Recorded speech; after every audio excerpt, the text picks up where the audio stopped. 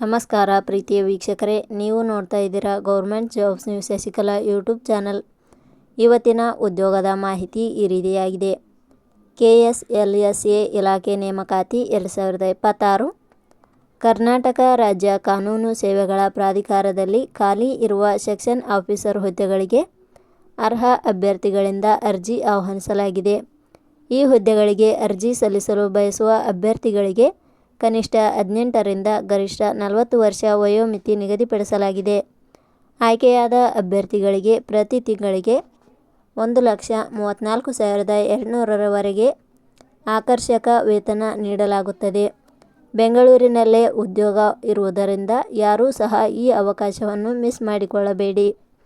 ಇದೇ ರೀತಿಯ ಉದ್ಯೋಗದ ಮಾಹಿತಿಯನ್ನು ಪಡೆಯಲು ನಿಮ್ಮ ವಿಡಿಯೋ ಕೆಳಗಡೆ ಕಾಣುವ ಸಬ್ಸ್ಕ್ರೈಬ್ ಬಟನ್ ಮೇಲೆ ಕ್ಲಿಕ್ ಮಾಡಿ, ಹಾಗೆ ಅದರ ಪಕ್ಕದಲ್ಲಿ ಬರುವ ಬೆಲ್ ಐಕಾನ್ ಮೇಲೆ ಪ್ರೆಸ್ ಮಾಡಿ. ಇಲಾಖೆ ಹೆಸರು ಕರ್ನಾಟಕ ರಾಜ್ಯ ಕಾನೂನು ಸೇವೆಗಳ ಪ್ರಾಧಿಕಾರ. ಹುದ್ದೆಗಳ ಹೆಸರು ಸೆಕ್ಷನ್ ಆಫೀಸರ್ ಹುದ್ದೆಗಳು. ಒಟ್ಟು ಹುದ್ದೆಗಳ ಸಂಖ್ಯೆ ಇಲಾಖೆಯಲ್ಲಿ 18 ಹುದ್ದೆಗಳು ಖಾಲಿ ಇವೆ. ಶೈಕ್ಷಣಿಕ ವಿದ್ಯಾರ್ಹತೆ.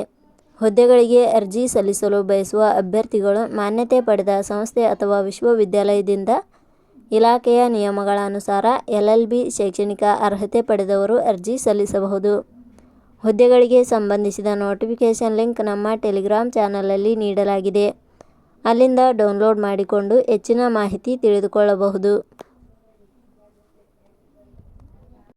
ವಯೋಮಿತಿ. ಹುದ್ದೆಗಳಿಗೆ ಅನುಗುಣವಾಗಿ ಕನಿಷ್ಠ 18 ವರ್ಷ, ಗರಿಷ್ಠ 40 ವರ್ಷ ನಿಗದಿಪಡಿಸಲಾಗಿದೆ. ವಯೋಮಿತಿ ಸಡಿಲಿಕೆ ವಿವರಣೆ. ಕರ್ನಾಟಕ ರಾಜ್ಯ ಕಾನೂನು ಸೇವೆಗಳ ಪ್ರಾಧಿಕಾರ ಇಲಾಖೆಯ ನಿಯಮಗಳ ಅನುಸಾರ ವಯೋಮಿತಿಯಲ್ಲಿ ಸಡಿಲಿಕೆ ಇರುತ್ತದೆ. ವೇತನ ಶ್ರೇಣಿ. ಆಯ್ಕೆಯಾದ ಅಭ್ಯರ್ಥಿಗಳಿಗೆ ಇಲಾಖೆಯ ನಿಯಮಗಳ ಅನುಸಾರ 69,250 ರಿಂದ 1,34,200 ರೂಪಾಯಿ ವೇತನ ಶ್ರೇಣಿ ಇರುತ್ತದೆ. ಅರ್ಜಿ ಸಲ್ಲಿಸುವ ವಿಧಾನ.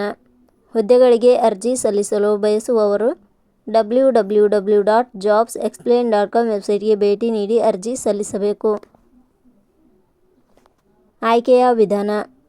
ಹುದ್ದೆಗಳಿಗೆ ಅರ್ಜಿ ಸಲ್ಲಿಸಿದ ಅಭ್ಯರ್ಥಿಗಳನ್ನು ಇಲಾಖೆಯ ನಿಯಮಗಳ ಅನುಸಾರ ಸ್ಪರ್ಧಾತ್ಮಕ ಪರೀಕ್ಷೆ ಹಾಗೂ ಸಂದರ್ಶನದ ಆಧಾರದ ಮೇಲೆ ಆಯ್ಕೆ ಮಾಡಲಾಗುತ್ತದೆ. ಅರ್ಜಿ ಶುಲ್ಕ.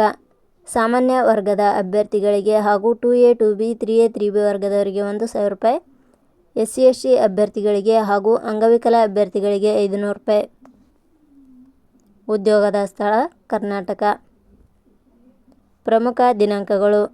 ಅರ್ಜಿ ಸಲ್ಲಿಕೆ ಆರಂಭದ ದಿನಾಂಕ 20/7/2026. ಅರ್ಜಿ ಸಲ್ಲಿಕೆಯ ಕೊನೆಯ ದಿನಾಂಕ 19/8/2026. ಕೊನೆಯ ಪದಗಳು. ನಾವು ನೀಡಿರುವ ಈ ಉದ್ಯೋಗದ ಮಾಹಿತಿ ಇಷ್ಟವಾಗಿದ್ದರೆ ಮಾಹಿತಿಯನ್ನು ಎಲ್ಲರಿಗೂ ಶೇರ್ ಮಾಡಿ. ಧನ್ಯವಾದಗಳು.